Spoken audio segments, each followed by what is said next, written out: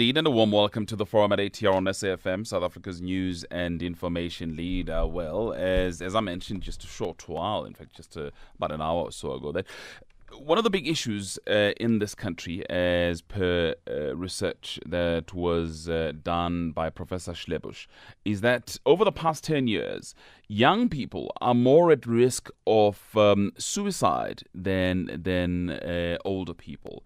And that worries a lot of people. Why is that happening? How do we make sure that we identify some of the problems being identified in as far as these matters are concerned? 9.5%, these are just some of the statistics around. 9.5% of all teen deaths in South Africa are due to suicide. The South African Depression and Anxiety Group says it is important that the country focuses on getting teenagers help as soon as possible when they are feeling depressed. It says over 20% of teens in this country have considered committing suicide. Can you believe that? Those are some of the issues that I would like to discuss this morning on the forum at 8. Just find out how we can deal with these matters. How can we prevent suicide in this country? But also would like to get some personal experiences, perhaps, if you out there as a parent or maybe a young person that has attempted suicide. Why have you done so, and what do you think should be done in order to address these issues? What are some of the reasons behind these problems? Here with me in the studio, though, to assist us in this regard, let me welcome firstly Elizabeth Matare, Chief Executive Officer of the South African Depression and Anxiety Group, joining us in the studio. Ms. Matare, thank you very much for your time.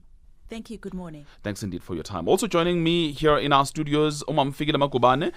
She lost a 16-year-old son through suicide some years ago, has written a book about this. Pretty acclaimed motivational speaker. Mama Makubane, good morning. Good morning, Colin. Thank you very much. Good morning to the listeners. Thanks. Maybe I should start with you. Okay. You know this from it's a personal issue for you, the issue of suicide. You lost a son. Yes, I lost a son. In 2001, and it was about 4 months after I'd lost my husband. He was 15 years old, and he was a student at Kesney College. I think I need to say something that happened before, which are going to help the listeners to sort of like identify the signs that I missed. When he died and we went to his bedroom, next to the phone on the wall, he had a note that had written which said, "Call Mom, call Sis Lindo, and call Sis Nosi, and call ambulance."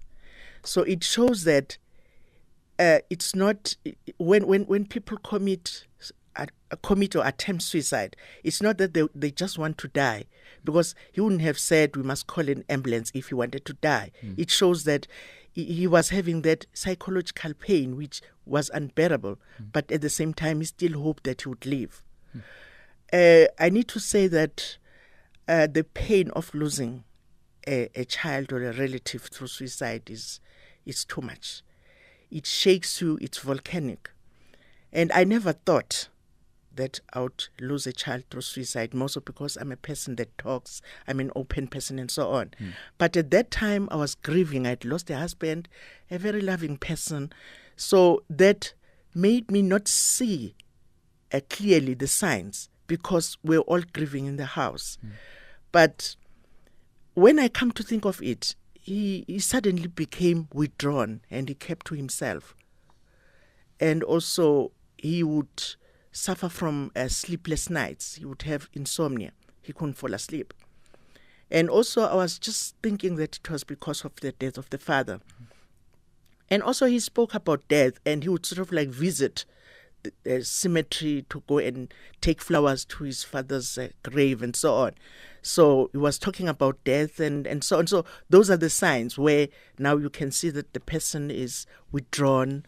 Something changes, but you feel there is something wrong, but you don't know what to say as a parent, and what to do.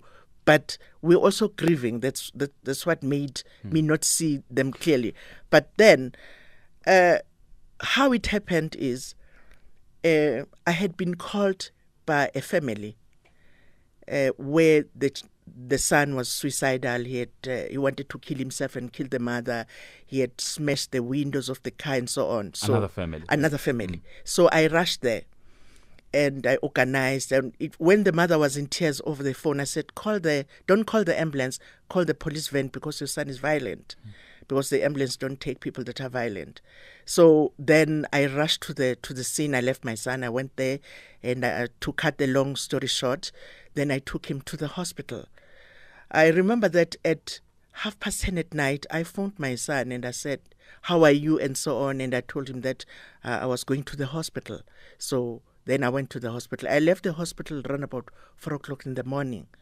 So, and then the doctor said, I must go to the mother and tell the mother of that boy that she must come and see the doctor at 8 o'clock.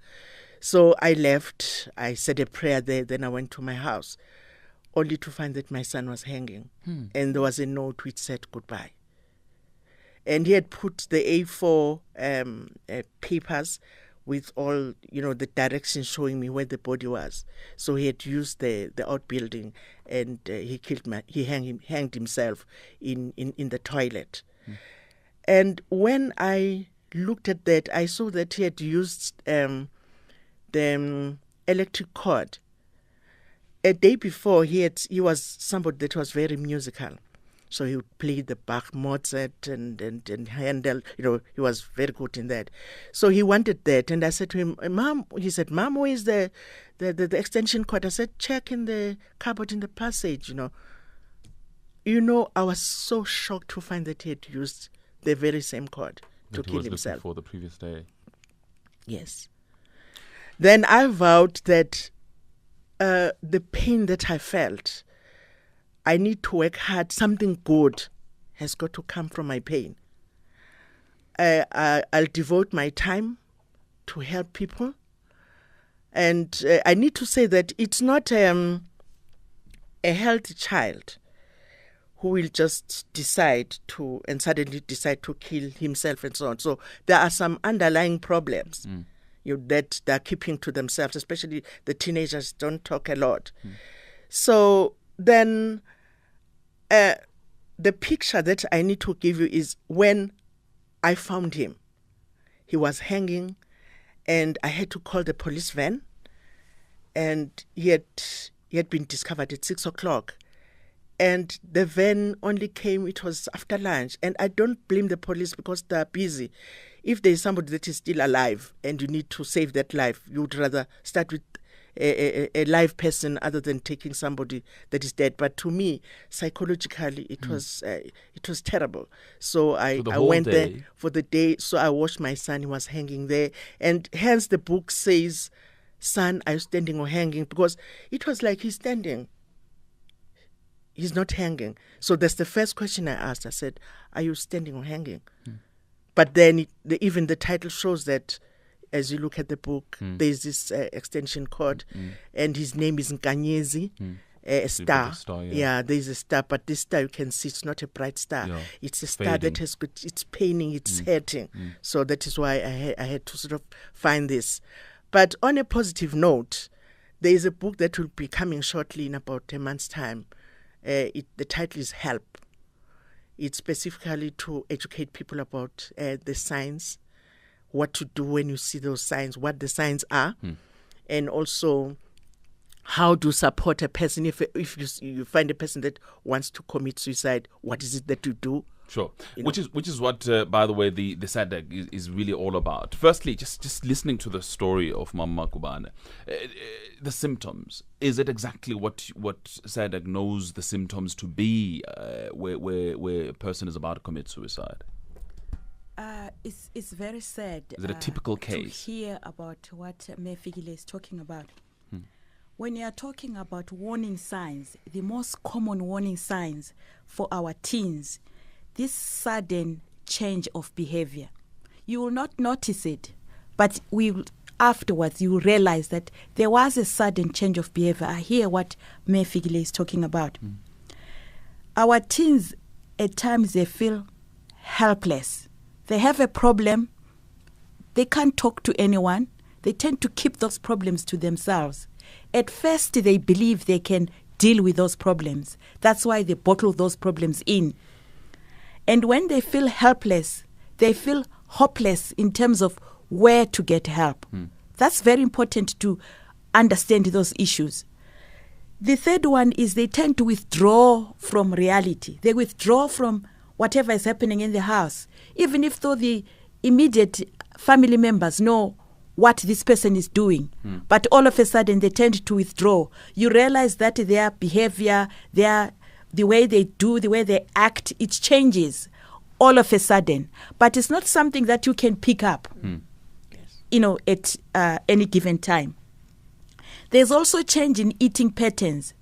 Teenagers, most of them will tell you, oh, I'm watching my weight. Or something like, oh, I don't want to eat now, I'm studying, I'll eat later. They don't join you in the mealtime, but they want to eat while you are not seeing that they are eating or whatever. And most teenagers would like to eat at night, midnight, while everybody else is sleeping. But we believe because they are studying, because that is the time when they are also preparing for matric exams. It's a time when most of our teenagers go through anxiety. There is a fear of the unknown, which we call phobia, in terms of what to expect from the parents as well as from the society at large. Sure. There's this unusual preoccupation with issues, and these issues are also to do with peer pressure. And peer pressure means a lot of things. You have to conform, have a nice cell phone, for instance. Do you have PlayStation at home? When people start talking about games when they share at school, and you don't have those things, a teenager feels very much left out. And they start probably at times bothering their parents, asking about these very expensive gadgets, which most of the parents may not afford. Now, the unusual preoccupation sometimes is to do with death and dying. Sometimes they speak about it, that it's better off dead than alive. But we don't take it seriously because we think they're just talking, it's one of those things. But they can also confide to a friend at school, or they may start writing notes. When you think that these are their exercise books at home, but when you peruse through the exercise books, they will be writing death notes. And sometimes they tend to give away their valued possessions. Like if you buy them a nice necklace for their birthday, or you buy them a cell phone for an achievement at school, they tend to give those valued possessions away. Okay. And you'd think that when you gave them this as a present, they valued this present. They thought, well, this is, the most important thing that they've had, in